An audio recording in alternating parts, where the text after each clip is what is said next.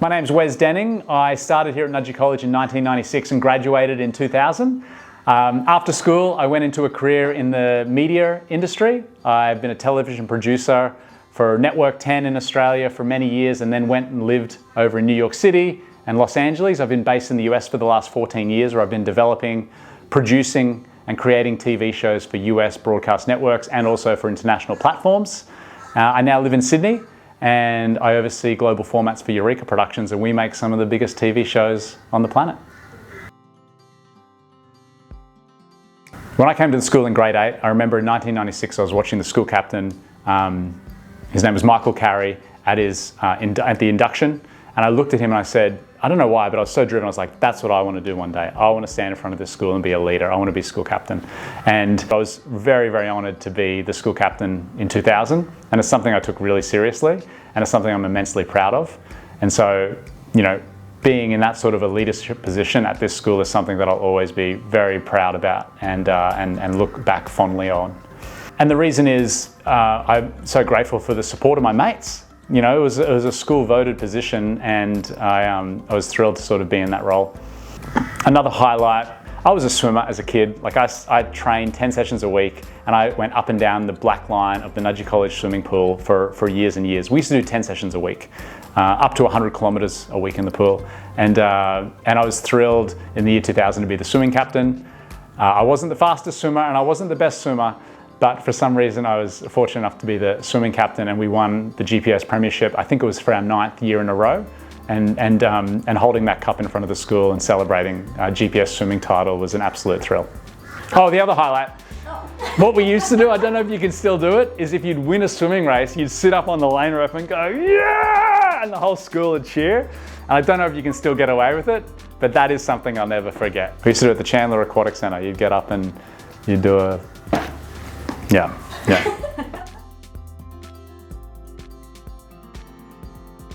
As a 21-year-old, I started working for Channel 10, making a show called Totally Wild, which was on 48 weeks a year, 4 afternoons a week. And that's where I learnt to make TV.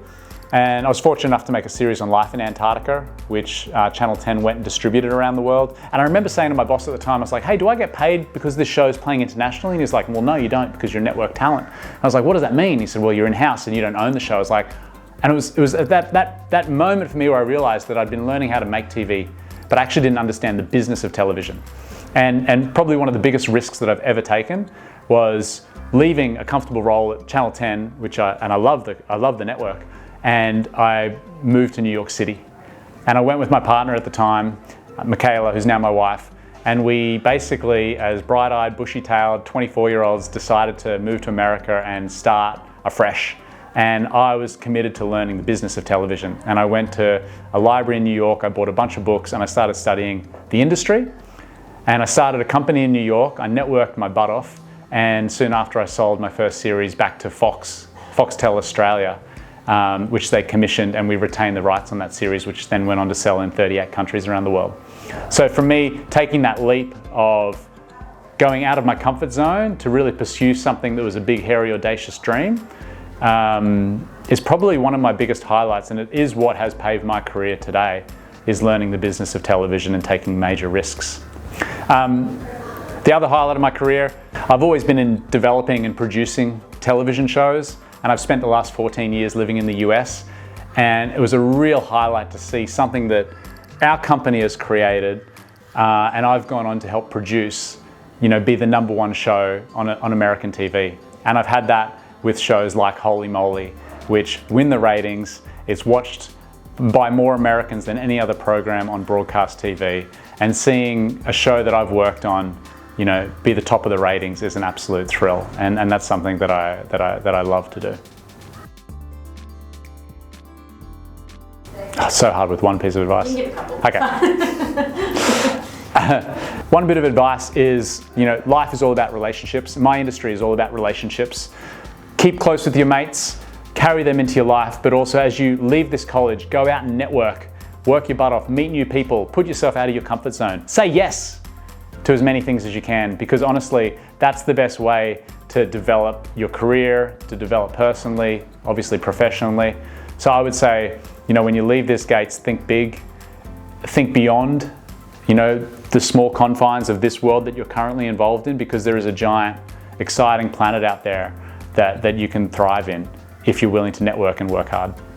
And if you're good at what you do, you know, you're going to have bad days and you're going to get a lot of no's along the way, but if you keep that persistence up, then I really believe, you know, you can do a career or take on a career that you enjoy and gives you a lot of fulfillment.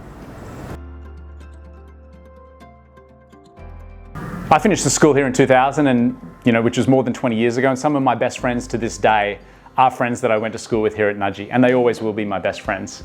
I actually got my first job because I went to Nudgee.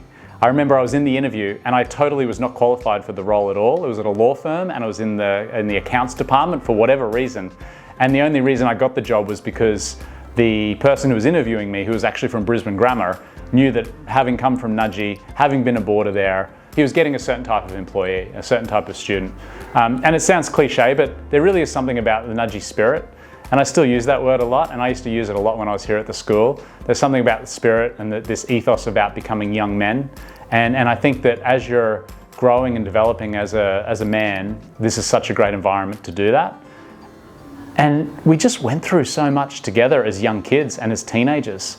And from living in the dorms to playing footy down on the flats while it's raining, to swimming up and down in that swimming pool, to sitting in class together and you know, trying to concentrate or biding time. You know, the memories are real. My best friend at Nudgee was someone that I was placed next to on day one in grade 8 in science class. And we couldn't have been more different. And you know, I had spiky blonde hair and he was a rough sort of country boy. His name was Cameron Vivian. And we struck up a friendship that lasted all through high school. And although we don't get to see each other that regularly because he lives in a different part of Australia than I do, that friendship and bond will always be there. And still, you know, 2 of my groomsmen at my wedding were Nudgee old boys, and my 2 brothers who are also Nudgee old boys. I made a show with Eddie McDougall called The Flying Winemaker, which was hugely successful on Discovery Network and also on Netflix. And you know, Eddie is a Nudgee old boy. And it doesn't matter where I go around the world, whether I'm in London or New York or LA, I'm constantly running into Nudgee old boys. And I actually love, now that I'm a little bit older, you know, I meet younger Nudgee men who have had totally different experiences and went through the school 10, 15, 20 years after me. And it's nice to hear what they're up to and be able to connect with them so instantly. And actually the other thing is, I've always been one to go after what I want and to hustle hard, and I love meeting young Nudgee guys who have that drive as well, and being able to help them, if I can, at a later stage in my life is really exciting and fulfilling as well. I know that sounds a bit like high on myself, but like I really do want to help people, and I love people that come out of this place and want to strive to do something unique and different. I love the fact that the wider community is involved in the alma mater, because some of the mothers that were involved in the school when I was here were so pivotal to our success. Whether it was Maria Russo, who was running, you know, the cultural side and the events at the school, to one of my best friend, Kate Elliott, his mother, Glenda Elliott, you know, who was such an amazing person for so many young boys at this school, and I think still is a leader in the community here. It's a great opportunity for them to be connected with, yes, the old boys, and with the siblings, and with the fathers of the kids. So the idea of bringing everyone together is such a magical thing, and I think it also is very, very representative of what Nudgee College is, because it isn't just a place for boys, it really is a broader community that supports each other and cares for each other too. And look, my mum was hugely involved in the school when I was here, and I recently had my 40th, and I had a lot of friends come down to our house, and they all still remember my mum, and my mum remembers them. And that's just one story where every student who leaves Nudgee has experiences where mothers and family has been a big part of not only their community while they were here, but then after leaving the school too. And even we used to, you know, we only lived 15 minutes from the school, but any weekend we'd have 5, 6, sometimes 15 boarders stay at our house, and everyone would come around for Sunday morning pancakes.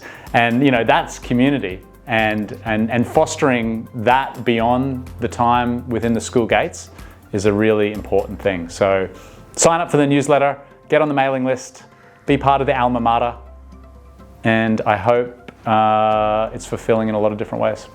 for more people. I love that. Do you need a second one? No, that was so good. You sure? Okay. Woo! We got there. How's that?